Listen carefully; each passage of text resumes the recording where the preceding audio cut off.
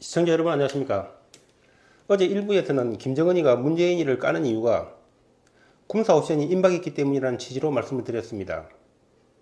저는 북한의 이번 도발을 예사롭게 보지 않는 이유가 그 도발의 행태 때문입니다. 우선 대남 공격의 가장 위협적인 무기 두 개를 동시에 발사했다는 것도 그렇지만은 무엇보다도 중요한 것은 이번 발사로서 협상은 완전히 끝났음을 의미한다고 저는 생각을 합니다. 왜냐하면은 겉으로는 미국이 태연한 척 하면서 협상을 계속하겠다는 얘기를 하고 있지만은 실제로는 김정은이가 도발을 하고 미국이 끌려나가서 불리한 협상을 하고 돌아오는 모습을 보이는 것은 있을 수 없는 일이라고 생각을 하기 때문입니다. 따라서 협상이야 사실은 진작에 끝난 것이지만은 이번 도발로서 협상이 완전히 끝난 것을 한 번 더 확인 사살한 것이라고 저는 생각을 하고 있습니다. 협상 종식은 무력 충돌을 가져올 수도 있는 것인데 그렇다면은 김정은이가 협상 종식을 선언할 만한 그런 자신감, 즉 북한의 핵무기가 완성됐을 것이라고 저는 생각을 하는 것입니다. 만약에 핵무기가 완성되지 않았다면은 김정은이는 도발을 하지 않고 협상을 하는 척하면서 시간을 더 벌었을 것으로 봅니다. 따라서 저는 북한이 ICBM을 완성했다고 개인적으로 판단하고 있습니다. 그런데 여기서 눈여겨볼 점은 트럼프의 반응도 미지근했지만은 폼페이오도 북한의 미사일이 국경이나 영해를 넘지 않았고 북한의 동해로 떨어져서 미국은 물론이고 한국이나 일본에게도 위협이 되지 않았다고 말을 했습니다. 이 발언을 두고서 미국만 안전하면 되느냐고 우리 언론 쪽에서 비난이 많았는데요.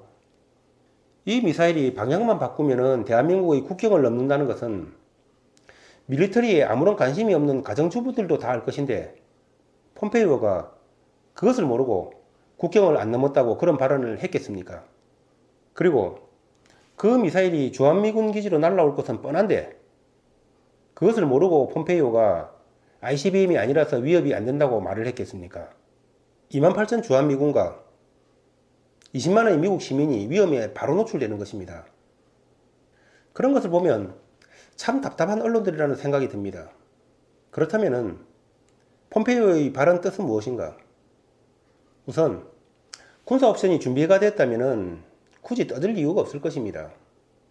또한 한편으로는 폼페이오가 국경을 넘지 않았다고 의미를 축소를 해버렸기 때문에 김정은 입장에서는 그래? 그러면 일본 국경을 한번 넘겨볼까? 당연히 이런 생각을 할 수도 있을 것입니다. 왜냐하면은 자신의 도발에 물러서는 듯한 미국의 약한 모습을 봤으니까요. 즉, 폼페이오도 트럼프와 마찬가지로 약한 모습을 보이면서 북한의 중거리 미사일 발사를 유도하는 듯한 그런 모습을 보였다는 것입니다. 그러면서 한편으로는 폼페이오가 이런 말을 했습니다. 우리는 북한이 비핵화에 응할 가능성이 있는지를 보기 위해서 노력하는 것이다. 우리가 나머지 한 방향으로 가기 전에 우리가 그 결과물을 얻을 수 있는 가능성이 있는지를 보고 싶은 것이라고 말을 했습니다. 이 말은 외교적 노력이 실패를 하면은 한마디로 군사 옵션을 가동하겠다는 일종의 선전포고 아닙니까? 어제 트럼프도 비슷한 맥락의 말을 했습니다. 이 말을 곱씹어 보면은 미국이 끝까지 참다가 어쩔 수 없어서 공격을 한다는 그런 말을 하는 것 같습니다. 이것은 이제 미국이 군사적 옵션의 준비가 완전히 끝났고 공격의 카운트다운만을 기다리고 있는 것으로 보입니다.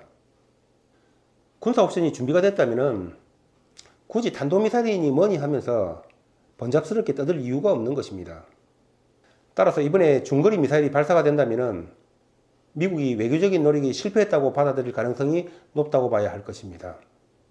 따라서 결론적으로 다시 한번 말씀드리면은 북한이 이번에 단거리 미사일 도발을 한 것은 핵무력이 완성됐다는 자신감의 표현으로 봐야 되고 그렇다면은 북한이 그것에 의존해서 중거리 미사일 도발을 할 확률이 매우 높다고 봅니다. 아울러서 김정은이가 한 발 더 나간다면은 전에 말씀드린 대로 대형 도발을 할 가능성도 없지 않아 보입니다. 그리고 미국도 폼페이오와 트럼프의 발언을 종합해 볼 때 군사 옵션 준비가 완전히 끝났다고 판단이 됩니다. 여기서 우리가 한 가지 주목할 점은 현재 미국이 느닷없이 항공모함 전단을 중동으로 파견하고 있다는 점입니다. 사유는 이란군이 중동에 있는 미군을 공격할지도 모른다는 얘긴데 뭔가 쉽게 납득이 가지 않습니다. 죽으려고 작정을 한 것이 아니라면 이란군이 미군을 선제 공격한다는 것은 믿기 어렵습니다. 이란이 미국을 대상으로 전쟁이라도 하자는 겁니까? 중동에서 한반도까지는 2, 3일 거리입니다. 그렇다면 유사시에 한반도로 전개하기 위한 징검다리 포석이 아닌가 하는 생각도 드는 것입니다. 이제 양쪽이 다 준비된 것으로 보이기에 길었던 북핵 문제가 서서히 그 종착역을 향해서 가는 것이 아닌가 하는 생각이 드는 것입니다. 따라서 대한민국과 북한의 큰 피해가 걱정이 됩니다.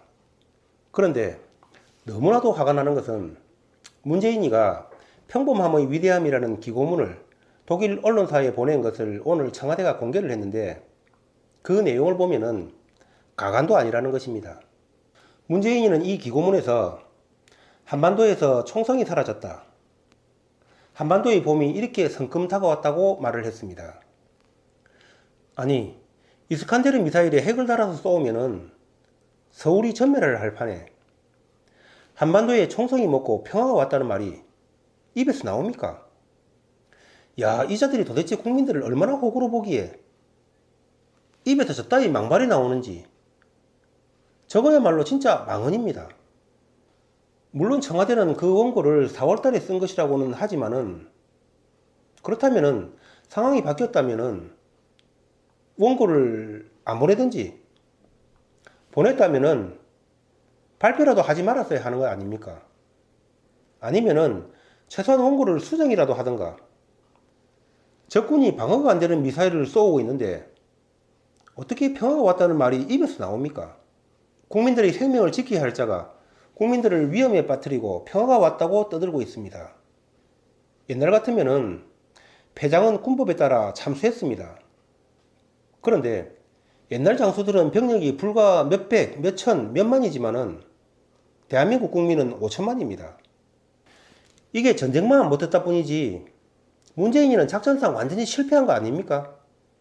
작전에 실패를 하고도 실패한 사실조차도 모르고 한반도에 총성이 멎었다고 떠들고 있는 이런 자가 대한민국 청와대를 접수를 하고 있으니 정말로 기가 막힐 뿐입니다. 나는 대한민국 작전 실패의 책임을 문재인 이자에게 물어야 된다고 생각을 합니다. 문재인 이자는 정말 어이도 없고 염치도 없는 자라고 봅니다. 어떻게 이 상황에서 평화가 왔다고 외국에 기고를 할 수 있습니까? 외국에서 얼마나 비웃겠습니까? 진짜 한심한 자입니다. 나라가 이렇게 어수선하니까 요즘 환율이 급등하고 있습니다. 제가 먼저 환율에 대해서 기본적으로 잠시 설명을 드리겠습니다. 우리가 흔히 은행에 가면은 현찰 환율, 송금 보내실 때 환율 등등 여러 가지 종류의 환율이 있습니다. 우리가 네이버에서 환율을 검색을 하면은 달러 환율이 나오는데 그때 나오는 환율이 은행들이 외환시장에서 거래를 하는 환율입니다. 매매 기준율이라고 합니다.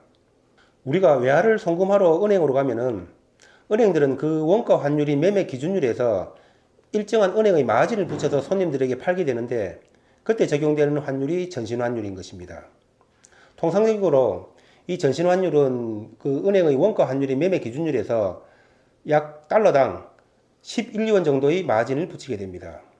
은행에 가면은 외화 현찰 환율이 제일 높은데 그 이유는 은행들이 외화 현찰을 미국에서 조달하기 위해서 막대한 비용과 보험료를 지불을 해야 되는데 은행의 마진에다가 그러한 비용과 보험료를 추가를 하기 때문에 은행의 외화 현찰 환율이 가장 높습니다.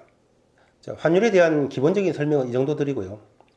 요즘 우리 환율이 급등을 하고 있는데 그 급등하는 이유에 대해서 미국의 경제가 좋아서 그렇다, 우리 경제가 나빠서 그렇다, 유가가 급등해서 그렇다 등등 여러 가지 환율 상승에 대한 이유를 설명하는 방송들이 많이 있습니다.